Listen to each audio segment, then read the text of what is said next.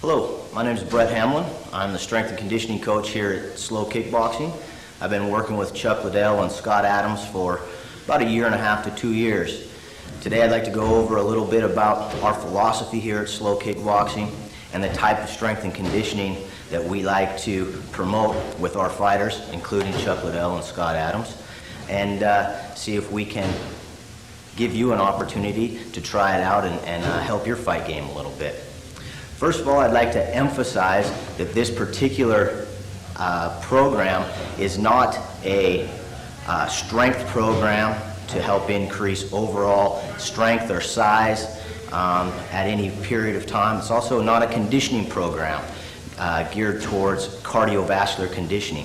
What we're working on with this particular tape is a pre-fight strength routine that you can take yourself through or take others through to improve muscle endurance and stretch your existing strength out over longer periods of time.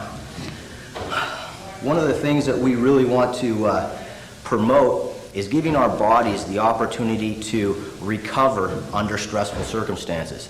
If any of you have fought, I'm sure that you understand when you're in a cage and you're fighting 3, 5, 7, 12 minutes into the fight, you don't get an opportunity to take a break and relax. Those muscles need to continue working. We want to work to condition you for that particular circumstance. We also want to work to emulate as closely as possible what your body is going to be going through every time you step into the cage and you start fighting. Those are the principles that I really want to emphasize and that I really want to push. When I started working with Chuck, that's exactly the type of program we decided to work out. When you're completing this program and you're finished and you step into that cage, we want you to know exactly what your body is capable of and have your mind conditioned as well as your body conditioned to perform under extremely intense and strenuous circumstances. When Chuck Liddell steps into the ring for any fight, whether it's a 30-minute time limit or a 12-minute time limit, he knows exactly what his body can accomplish, and he knows exactly what his body needs to recuperate during certain periods of time. One of the main objectives and points that I want to get across is muscle fiber recruitment. It's incredibly important that we work to recruit as many muscle fibers as we possibly can. I don't want to get too technical. I want to keep it basic for most of the lay people and most of the people that don't have any type of kinesiology degree. So that's what I'm going to emphasize. First of all, what I'd like to do is show you a little bit of a diagram about what I'm talking about. Let's take a bicep, for instance, and look at the muscle fibers within a bicep.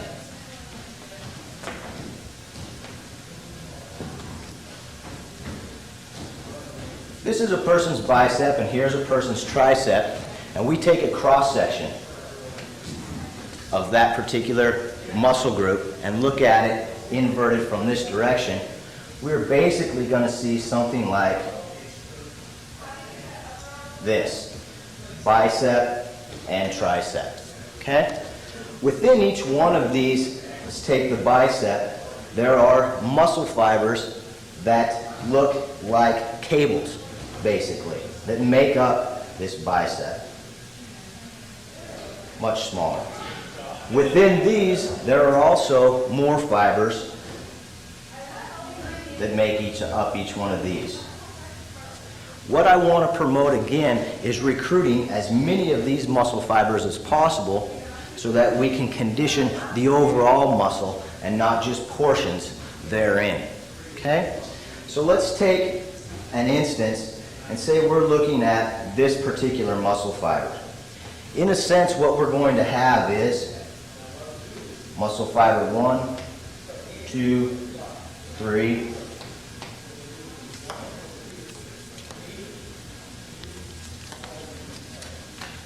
and muscle fiber 4 and 5. The blue muscle fibers are going to be our fast twitch muscle fibers. The red muscle fibers are going to be our slow twitch muscle fibers.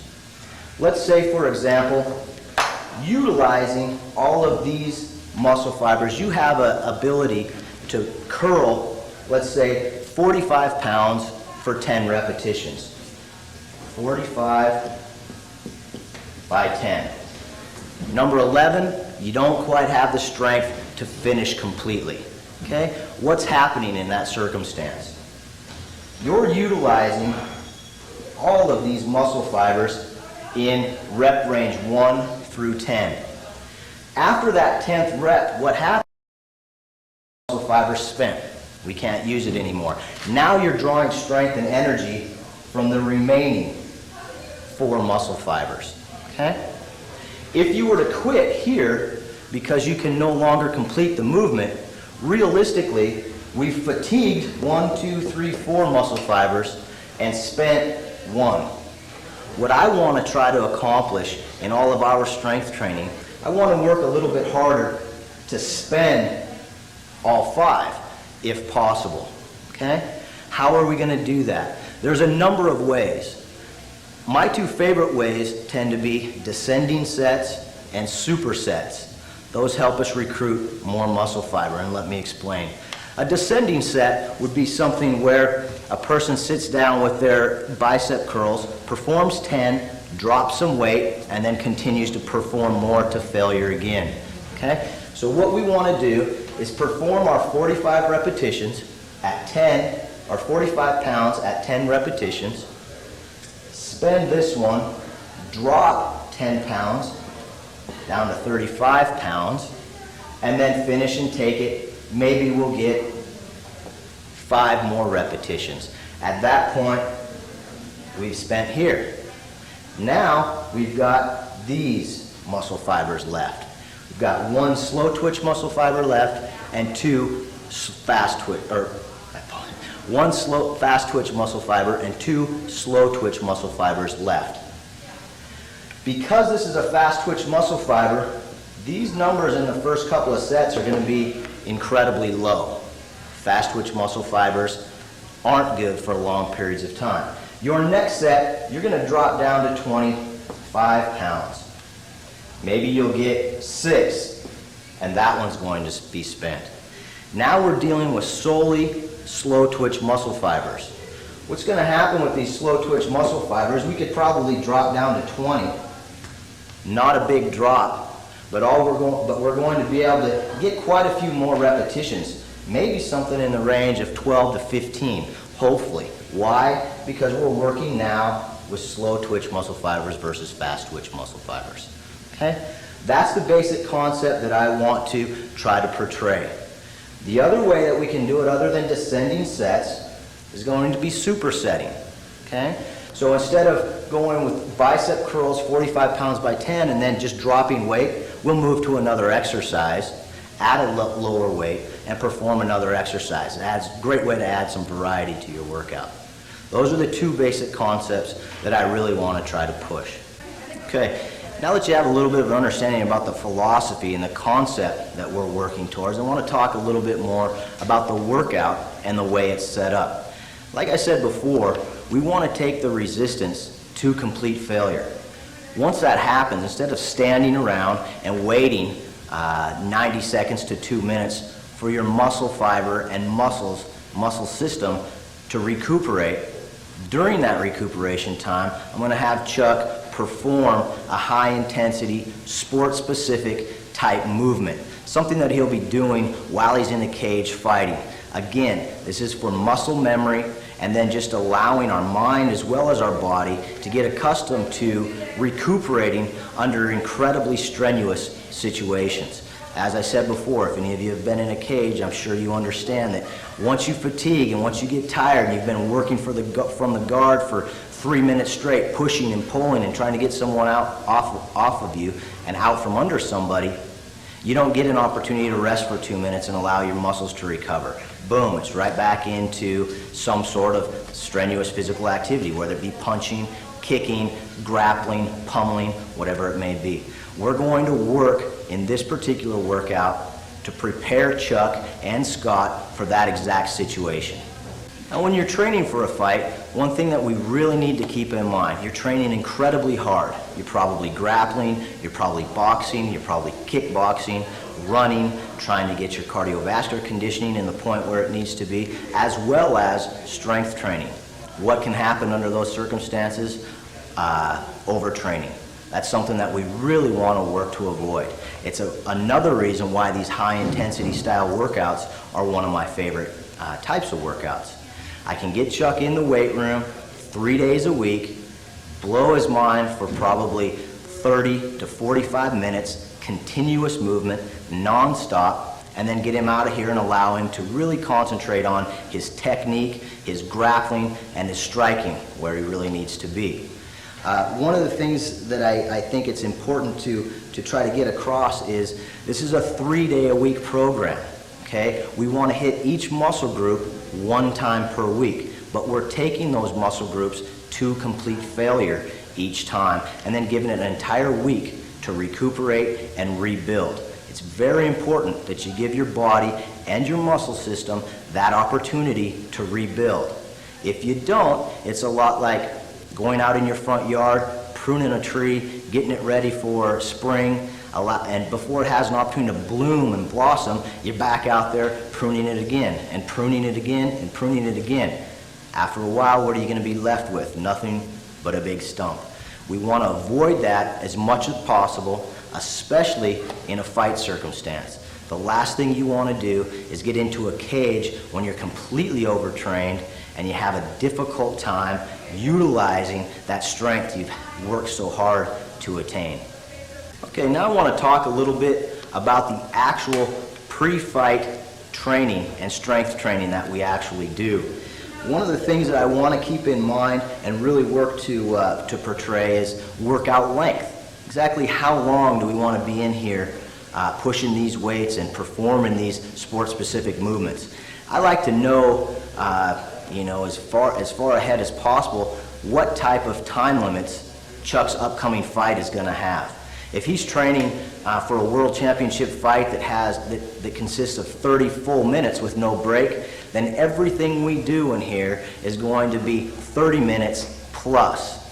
Probably not much over 45. Again, continuous movement for that entire time. If Chuck's going to be coming in and coming into a fight that might have a 15-minute time limit, then what I'm going to do is set up a program where we cram pack everything into 20, 25 minutes and just brutalize him for those 20 or 25 minutes. Again, conditioning his mind and his body for everything he's going to go through once he steps into that cage. I think that's a very important concept for everybody to understand. What if you're going into a fight that is 3 to 5 5-minute rounds with a 2-minute break? Then you might want to consider setting up your workout in that type of format so that he's attempted and gone through that type of format hundreds and hundreds of times before he steps into the ring.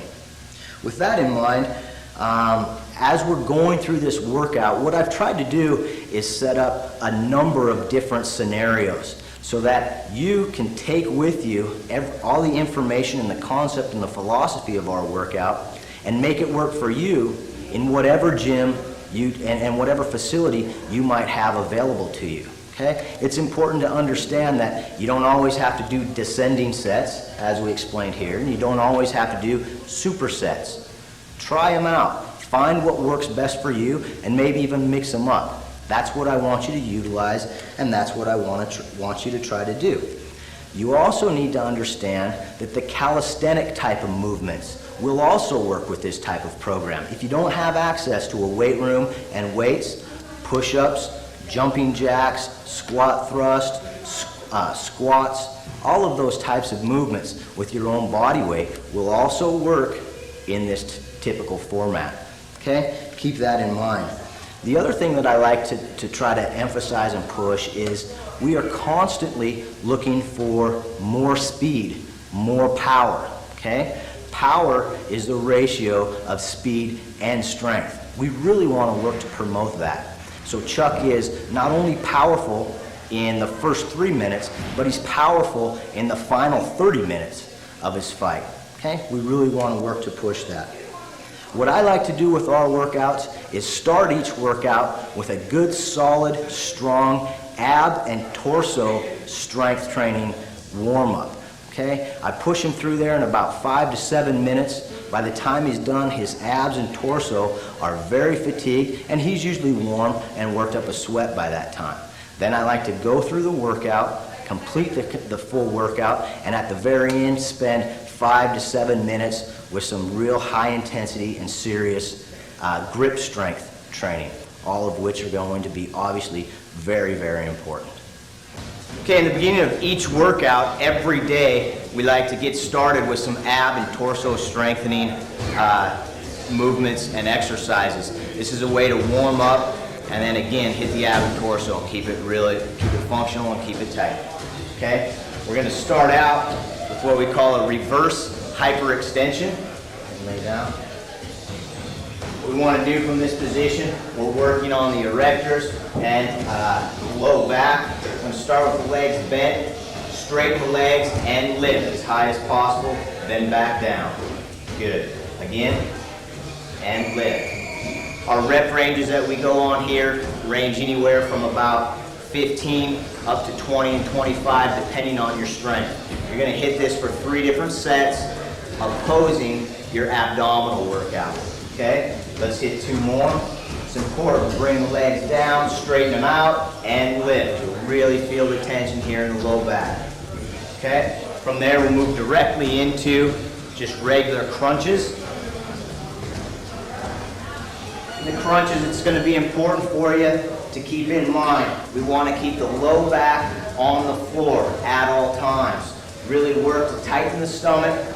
Think of the function of the abs. It's not necessarily just to sit up, but to bring the rib cage down to the pelvis or bring the pelvis up towards the rib cage. We're crunching, not lifting. Keep that in mind each time. Okay? After completing anywhere from 20 to 50 at this particular exercise, we'll go back to the reverse hyperextensions.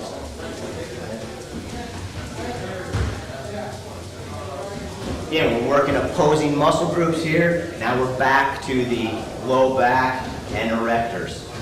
Good. Make sure you're moving slow on this movement. Try to keep a tight stomach and keep a tight low back. Good. 2 more. Good. And down. Right on. Okay, next we'll move into leg raises from a hanging position.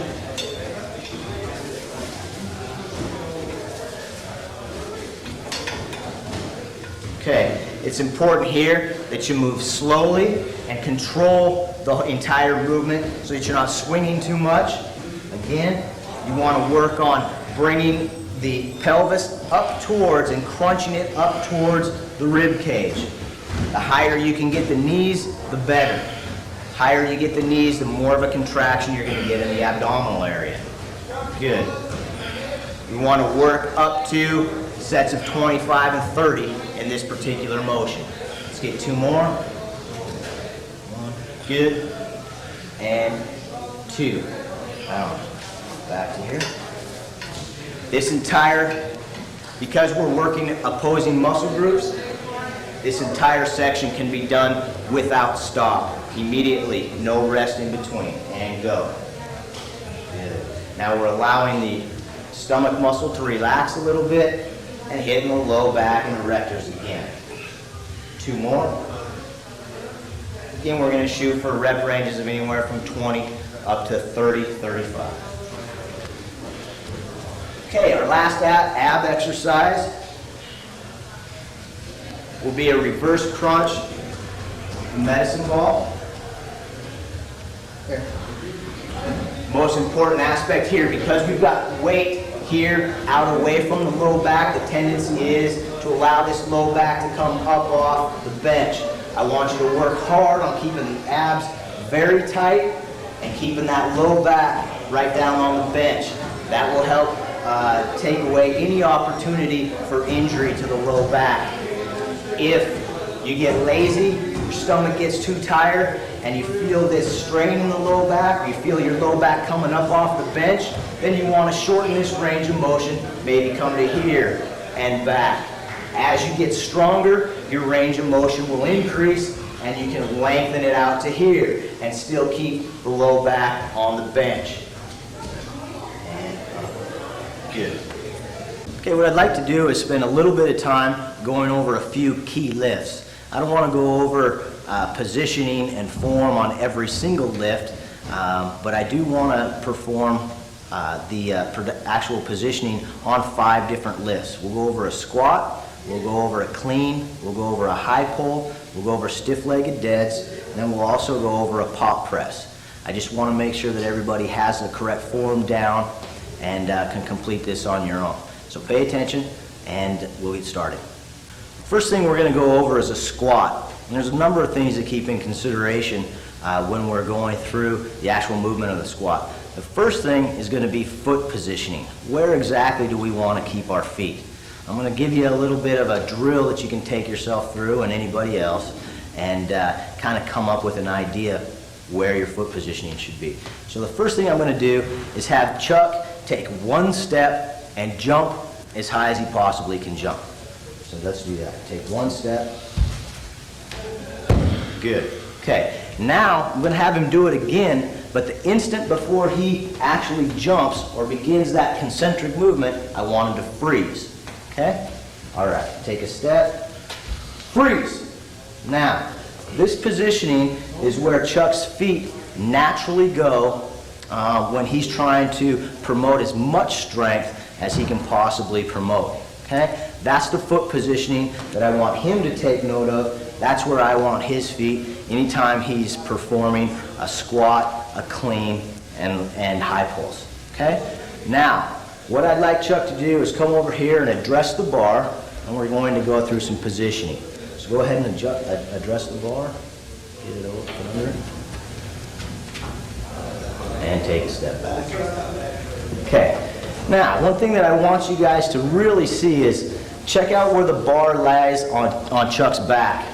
It's not up here on his neck, and it's not up here on the vertebrae supporting the neck. He's got it down low enough and the elbows high enough that his rear delts create a little bit of a shelf. Okay? As long as you keep those elbows up and elevated, that shelf and that group of muscles will contract and give you something to set the bar on. Okay? If it's not comfortable right in the beginning, keep working at it and it'll get there. Okay? Now, we've got the foot positioning down, we've got the bar placement down. Now let's take him through the actual squat. Okay?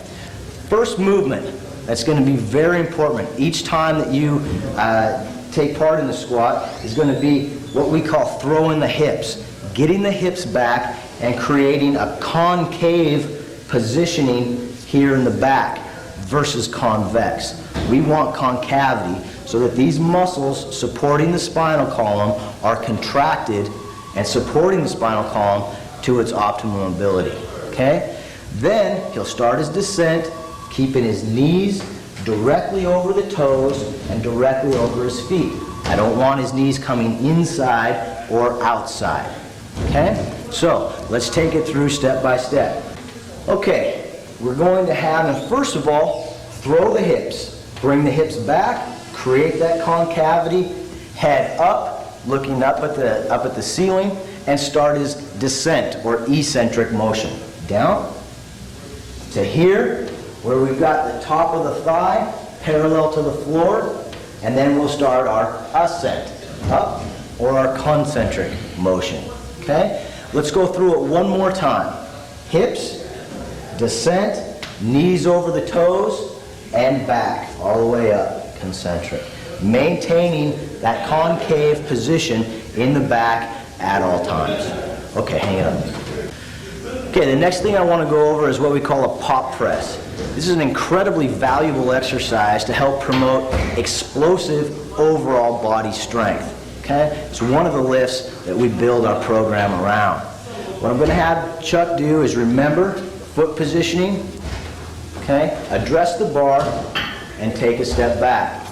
Now, We're in the same position as if you were doing a standing military press, okay? This lift is very similar to a military press. The only difference is, instead of utilizing the shoulders and the arms, we want to utilize the entire body, explode through the motion, utilize the legs, the hips, and the torso to get this, generate enough force to get this bar up and above his head into a lockout position, okay? So, remember your foot positioning, okay? Remember your concavity, starting in a military press position. From here, we're just going to utilize the entire body and pop it up over the head. Go. Good. And again. Pop. Good. And again. Pop. Good. Set it down. Now, one of the things to consider when you're performing this movement, we actually have weight on the bar. It's going to be just like a military press, like I said, but we're generating the force with our body. Go ahead and think of it just like you're trying to get right up off the ground and jump as high as possible. Obviously, your feet aren't actually going to leave the ground once there's bar or weight here on the bar. Okay, I also want to go over proper technique and proper form on a clean. Okay, another very valuable exercise to promote overall explosive movements, and that's what we're looking for. Okay, first, remember from our squat the foot positioning. Okay, it's going to be the exact same foot positioning. All right, with the clean, you're going to start from this position here. It's very important each time you start that the bar be right up against your shins. That's where you're going to generate the most amount of force. Okay? Keep the back in your concave position versus convex. I don't want you here. Let's keep it here. Hips back, concave positioning. Okay? Now, our initial start position will be from here, and then we're going to move to an initial finish position, which will be here. Okay? It's important that you understand the clean is not a curl. When you see people starting out, you'll see them come from this position, stand up, and try to curl the weight to here. That's not how it's performed. What we need to do is utilize the quadriceps, the hips, the trapezius muscles for the shrug, and elbow placement. Those are the things that I want you to consider. We'll start here, come to here. I'm fully shrugged, my hips are through, and I'm on my toes. Okay? Here to here. That's our initial finish position. Okay? That's where we're generating the most amount of force. Once we get to that position, all we've got to do now is get underneath the bar. Okay? It's a snap. There's a instant, a millisecond, where that bar stops traveling up and begins traveling down. At that millisecond, that's when I want you to flip underneath the bar. So we're here, initial finish, and snap under the bar. When you snap under the bar, elbows are directly forward. The bar will be sitting on your fingertips across the top of the chest. So, as the complete motion goes, we start here, initial finish, and snap under the bar. Okay? I'm going to have Chuck come through and go through the motion 5 times with some lighter weight, just so you can get an idea of exactly how it's supposed to look.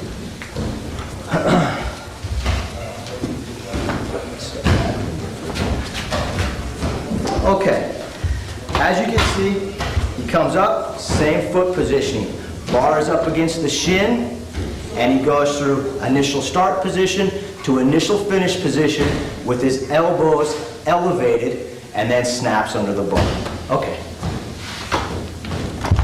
Good. See the snap versus the curl. Up and snap. Good. All that force is generated with the quadriceps, with the glutes, and with the shrug. Go. And snap. Good. 2 more. Glutes, hips, shrug, snap. Perfect. 1 more. Glutes, hips, shrug, snap, and down. Perfect. Okay, the next lift that I really want to go over is what we call a high pull. It's just a derivative of the clean. Okay? With Chuck being a striker, I like to take as much stress as we can off the wrists. With the clean, it's a great lift. You generate a lot of force getting to here. Sometimes coming to here and allowing that bar to sit on the fingers and the shoulders can do a little bit of damage to the wrist or just extra strain. I sometimes want to avoid that as much as possible with Chuck, so we'll do a derivative, which is called a high pull. High pulls also allow you to work with a little bit more weight, and it gives you a little bit more confidence. You don't have to worry so much about being able to snap underneath the bar, okay?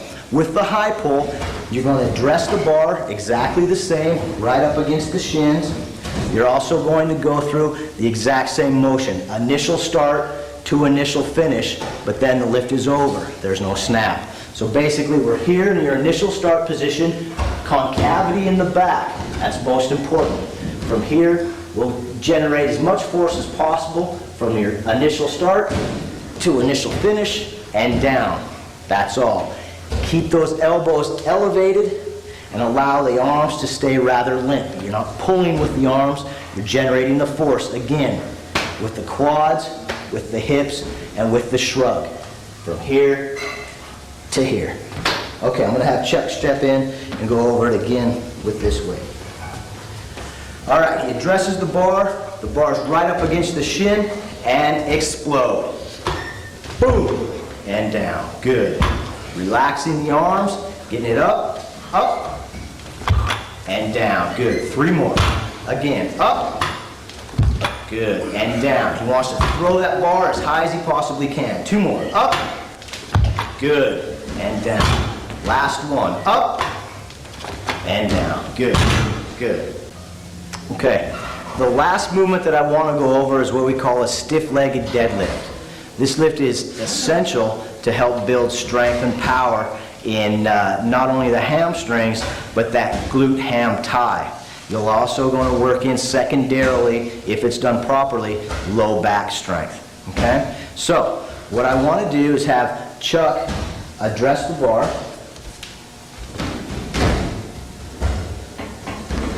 And take a step back. Now, from this position, we're going to have his feet together in this particular lift. We're going to keep the knees slightly bent, okay? Very slightly bent. I just don't want them locked completely out. Again, concavity is going to be of utmost importance. We want that back concave, chest out, and shoulders back. Again, that's going to contract the muscles that support the spine and take that excess pressure off the spine, okay? From there, I'm going to have Chuck bend directly at the waist, keeping the head up, maintaining this flat structure right here in his back. Okay? See how he's maintaining that. Chuck's got a lot of muscle mass here in his back, so it's hard for you to see the concavity, but that's what's important. You feel the stretch in the hamstring? Okay? That's what we're looking for, a good stretch in the hamstring. From here, I want Chuck to tighten the glutes, tighten the hamstrings, and pull his hips back underneath him, okay? We're not just standing up. We're going to tighten the glutes, tighten the hamstrings, act as if our hips are a wedge, and there's a block of wood we need to split, and he's going to push his hips back underneath him. That'll help utilize the quad or the hamstring and the glutes to complete the lift. So let's have him go through it 3 times, and we'll do a little bit of explanation. Okay, concavity, knees slightly bent, big stretch in the hamstrings. Tighten the glutes and pull back underneath you. Again, 2 more. Down, tighten, and pull. Push the hips back underneath. Okay, last one. Down, tighten, and push the hips back underneath. Really concentrate on utilizing the glutes and the hamstrings to force the hips back underneath you, not the low back. Okay, let's move into the pop press. It's the beginning of our chest and tricep workout. Okay, let's go through here and let's hit 12. Chuck, ready? Up, at your own speed. Good. Explosive. Pop it up as quick as you can. Good. That's 5. Good. 6. Good. 7. 8, 9, 2 left. 1, 2, set it down. Okay, let's go shadow boxing, just some light shadow boxing. I want Chuck to keep moving throughout the entire workout. I'm going to concentrate, take one lift at each workout and really concentrate on just improving the explosive nature of Chuck's strength. When he's resting to recuperate from these, I want him to work through some sport-specific type of movement. That's what we're doing now. This can stretch anywhere from 30 seconds up to 90 seconds, depending on how close we are to an actual bout or an actual fight. From there, without stopping, we're going to move directly in to our next set. These sets will go from anywhere from 2 sets up to 4 sets, again, depending on how close we are to the fight. Okay, next set.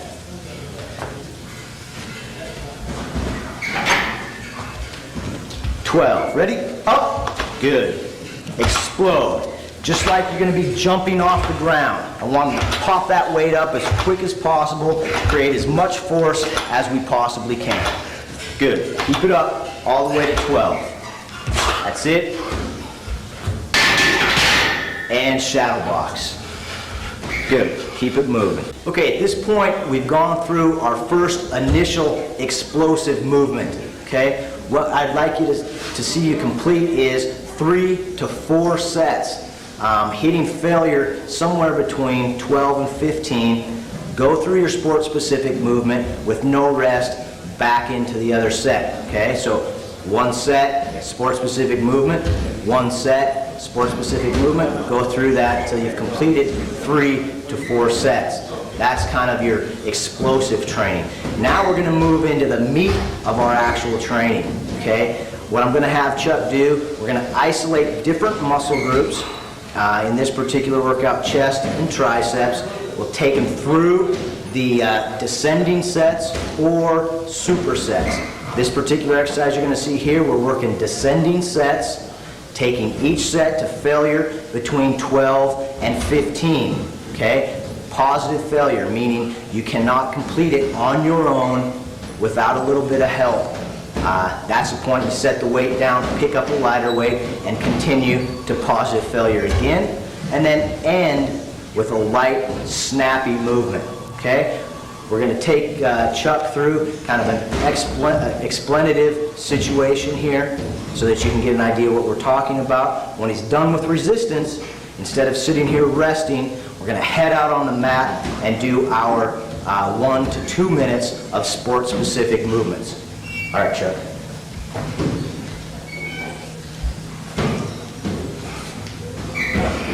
Okay. Presses. 1, 2, 3, 4, 5. Good. Again, for explanatory purposes, we're just going to take you through the workout. Chuck's not actually going to reach failure. You should reach positive failure somewhere between 12 and 15 sets or reps. Set the weight down, pick up the lighter weight, and continue. 1, 2, 3. This also should be a weight where you attain failure somewhere between 12 and 15 reps. Good.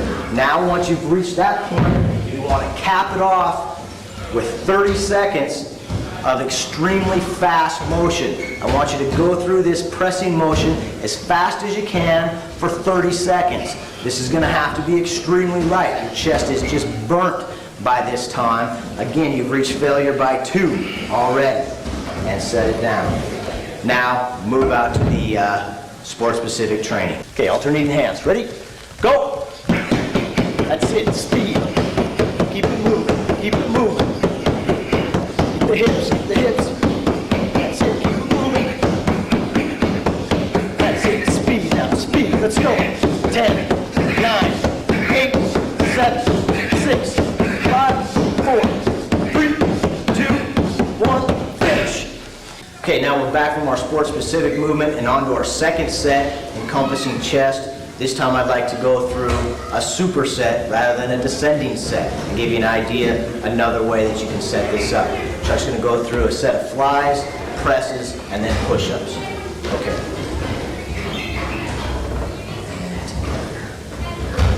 Good. 2. Good. See, Chuck's getting a huge range of motion, going through a full range of motion, getting a big stretch and a good contraction up at the top. Again, you're going to want to reach failure between 12 and 15.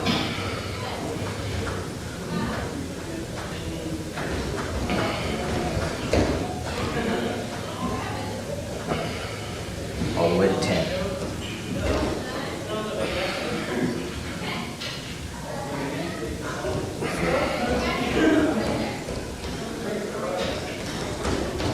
Good. Set them down, and immediately, as quick as possible, move to the chest press, flat chest press, and again, reach failure between 12 and 15. 1, 2, 3, good. 4, 5, 6, 7,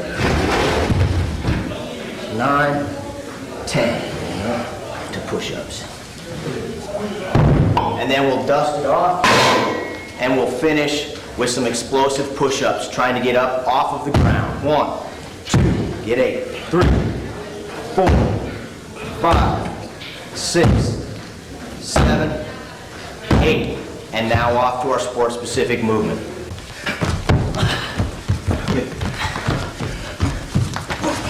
Good.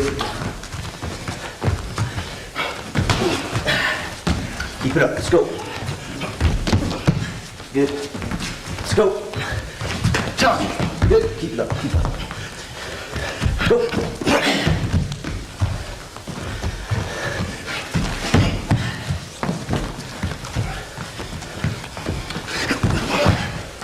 Good. 3 more. Good. Let's go. 2 left. Last one. Good. Time. Okay, we're going to move into our second, or our tricep portion of this workout. Start out with a French press. Go. You want to work on keeping the elbows in, pointed forward. And again, you're going to want to reach failure between 12 and 15.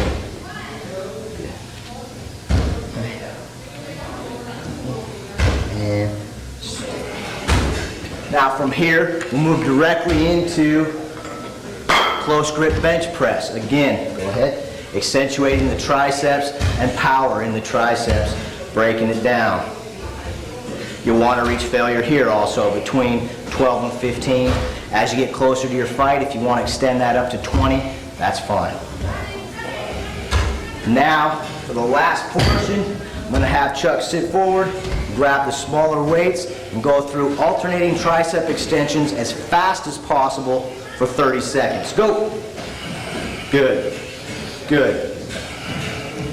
Now for explanative purposes, we won't go all 30 seconds, but essentially you can get the idea. Time. Now on to our sport-specific. Okay, spin. Keep moving. Speed. Speed. Switch directions. Keep it up now. Keep it up. Chest down. Positioning. Positioning. Full mount. Strike. Sit. Keep it up. Keep it up. Keep moving. Keep moving. Keep moving. Switch directions. That's it. Speed. Speed. Side mount. And strike. Keep it up. Keep it up.